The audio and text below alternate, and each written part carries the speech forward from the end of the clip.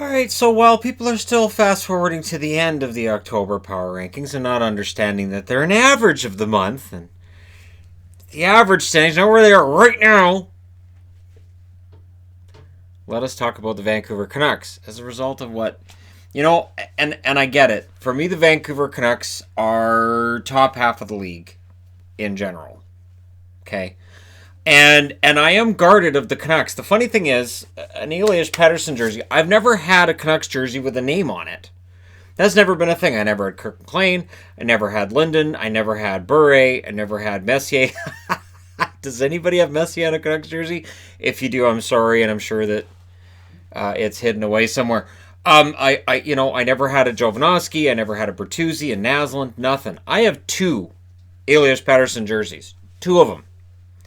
So I do my best for this channel to not get carried away with things. And with the Canucks, I'm not carried away because I don't think, while yes, this team's off to a really good start and we'll talk about it, I am not 100% convinced yet.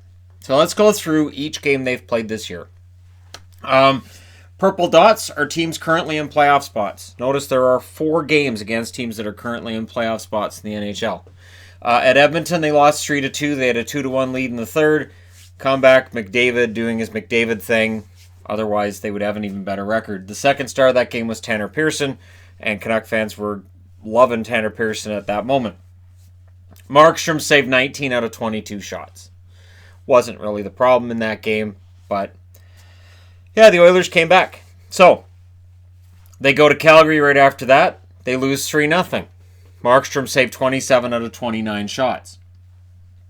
So coming out of that road trip, they're 0-2. They've scored 2 and they've allowed 6. Now they're 8-1-1 since, but let's get into how they're 8-1-1 since. Because that's the important thing too, and that's something that when I'm doing power rankings and stuff, I take that into consideration.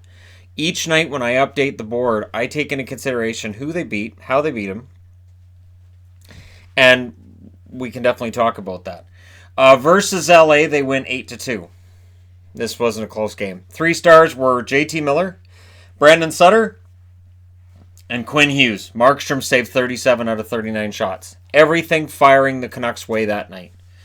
Versus Philadelphia, they got a shootout win, 3-2. Now, shootout wins, I always put like a little asterisk. Like, all right, it's a win, but it's a shootout. So basically, it's an old-fashioned tie. That's how I treat it. The first star of that game was Markstrom. Tanev was third star. Markstrom saved 30 out of 32 shots. He was a beast out there, and without Markstrom playing really, really well, Philadelphia probably wins that game. Versus Detroit, they win 5-1. The Wings got a goal at 30 seconds into the first period. Your 3 stars are Miller, Besser, and Edler. Demko saved 26 out of 27. That was his first game of the year. And of course, we then see Markstrom leave the team on a personal matter, and Demko held down the fort. They went to St. Louis. This is their second game against a team currently in a playoff spot. They won 4-3. That was a shootout win, so that's 2 shootout wins. They'd been behind 1-0 and 3-1. So again, shootouts I treat like ties. First star is Josh Levo. Third star was Bo Horvat. Demko saved 34 out of 37 in that game. Pretty solid game all around for Vancouver. Nice road game. And for St. Louis, some frustration with that overall result because they had leads of 1-0 and 3-1. They went to New Jersey. They lost 1-0. Your third star in that game was Thatcher Demko. He saved 23 out of 24 shots, and the Canucks played a pretty poor game against New Jersey. So against the Rangers, they came out and they really were barnstorming right out of the gate. They had a 3-0 lead. Ended up winning 3-2. Your first star in that game was Pettersson. Your second star was Markstrom. Markstrom saved 38 out of 40 in that one. Ridiculous amount of shots by the New York Rangers as the game went along, and Vancouver just stopped playing. They then go to Detroit. They win 5-2. They were behind 2-0 starting the third period, and they scored 5 goals in the third. Your 3 stars were Horvat, Virtanen, and Markstrom. Markstrom saved 31 out of 33, and this was the start of a hot streak for Virtanen. Versus Washington, they lost in a shootout 6-5. Notably, they were ahead 5-1 in that game in the second period, and they allowed the second goal to make it 5-2 with 1 second left in the period. First star of that game was Schaller. Markstrom saved 24 out of 29. He didn't look that sharp. Next game out versus Florida, they led 5-1 after one, and they rode that one home 7-2. Your 3 stars, Pettersson, Edler, and Miller. Thatcher Demko played again, 29 saves on 31 shots. Excellent all-around effort from the Canucks. At Los Angeles, Besser has the hat trick last night. Your first star, Besser. Your second star is Pettersson. Markstrom saved 21 out of 24. It is impossible not to take note of this. They have 8 wins. 4 of them have come against Detroit or LA. So that's important to take note of, that 4 of those wins have come against 2 of the worst teams in the league. And when you look at who they haven't played yet, of playoff teams, just playoff teams currently in the playoffs, Colorado, Nashville, Vegas, Anaheim, Arizona, they have not played yet. They will play Anaheim tomorrow. In the East, they haven't played Boston, Buffalo, Carolina, the Islanders, Pittsburgh, or Toronto. All of them playoff teams. And if you want to say, well, Tampa's going to get in there, they haven't played Tampa either. So you can look at their schedule right now and say there's a lot of teams they haven't played yet. That being said, I don't want to make it too simplistic. When you look at the previous seasons, this year they are 8-3-1. They're number 6 in the NHL overall. They are tied with the Nashville Predators and the Carolina Hurricanes. So being tied with the Canes and the Preds isn't too bad. Last year, they were 6-6 at this point. They ended up having 81 points, no playoffs. 2017-2018, they were 6-4-2 at this point in the season. They ended up with 73 points that year, no playoffs. 2016-2017, they were 4-7-1. They had 69 points that year, no playoffs.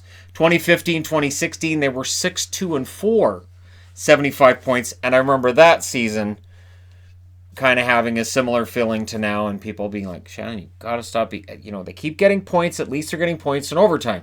2014-2015, the last time they made the playoffs, they were 8-4 through their first 12 games. Right now, they're 8-3-1. So they are on track to potentially make the playoffs. And I say potentially because, again, there are a lot of teams they haven't played yet. Some pretty darn good teams that they have to show that they can beat in order to maintain a playoff spot. Because the schedule is going to get difficult. Now, not including last night's game, 4 of the next 5 they play are on the road, meaning 5 out of 6 are on the road.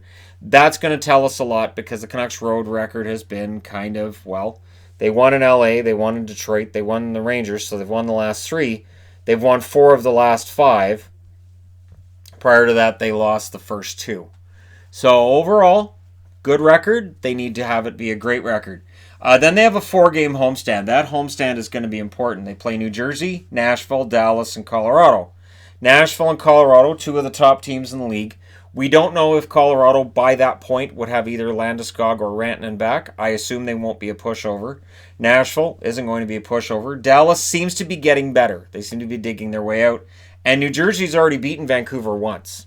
So they're going to be coming in looking for another win. Then they have a 6-game road trip. This is a huge road trip for them. And up until this 6-game road trip, you're likely going to see me kind of hedging a little bit when it comes to the Canucks and what I think they might be able to do. Dallas, Nashville, Washington, Philly, Pittsburgh, and Edmonton.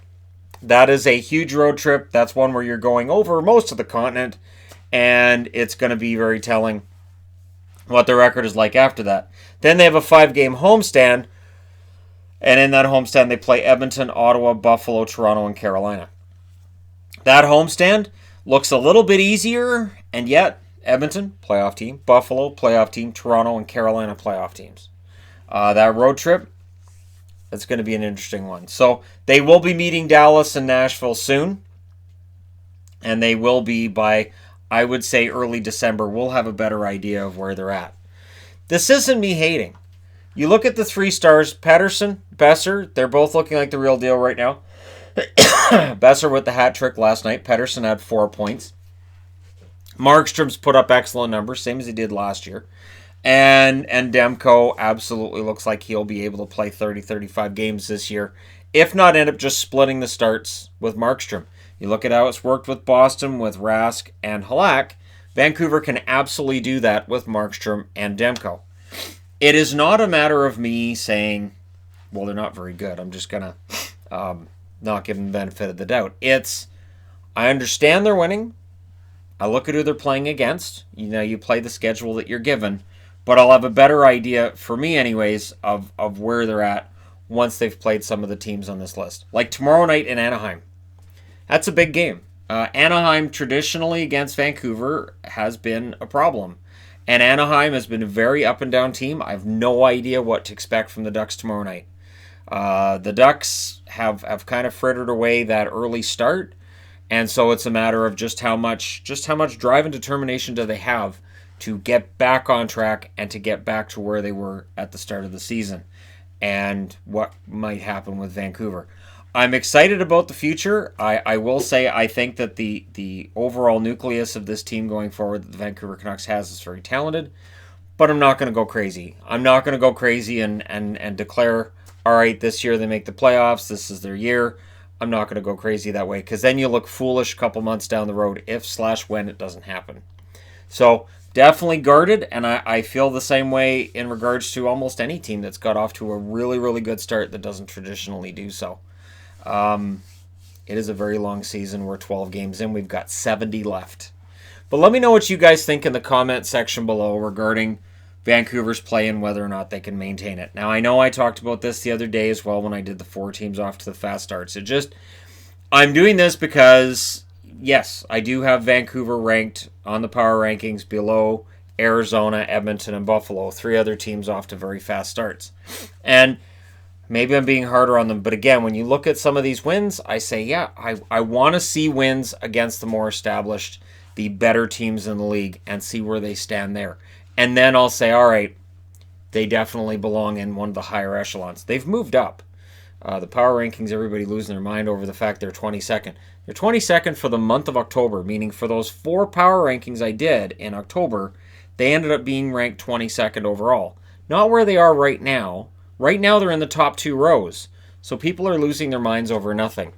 One caveat I'll throw out here is I will never use the regular power rankings board that I've got this year for anything other than the weekly power rankings.